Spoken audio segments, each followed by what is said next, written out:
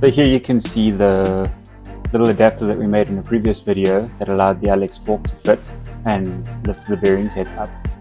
It meant that our cables and that sort of stuff needed to be a touch longer on this bike, and of course it made it a little bit more difficult to fit the Spiegler brake line, which needed to go through the headset, down the fork tube, and come out at the bottom by the brake caliper so that it would have a factory look, but we managed to get it done.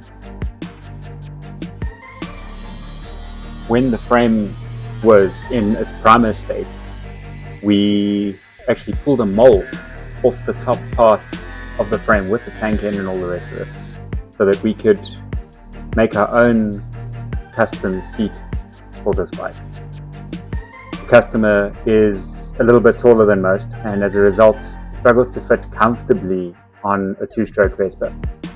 So Ryan from Custom Creations popped in while we were busy mocking up and all that sort of thing, so that we could just get this seat bucket fitting exactly like it should, and took a couple of measurements, trimmed off a little bit of excess, and when we were happy with how it was fitting, then Ryan knew where we were standing and what needed to be changed and where he could move forward.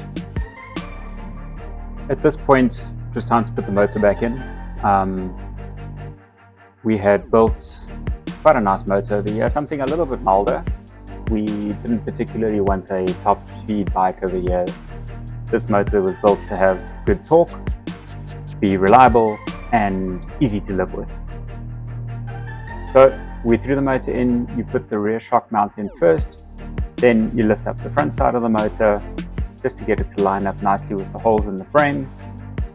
And you take the engine bolt while supporting the motor with your knee, you take the engine bolt and just slide it in from the side, from the kickstart lever side. Once you've got everything lined up, the bolt should just slide in. There's no need for hammers and all that sort of thing.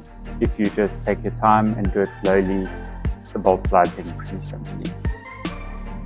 Once the motor was in, then it was basically just a case of needing to get cables connected and get the exhaust on, get the carb in, but at this point majority of the work was done. In this scene you can actually see that the headset was back off again. I wanted to change something and then I put it back on at a later stage, but I forgot to video it, so you'll have to just trust me that that's what happened.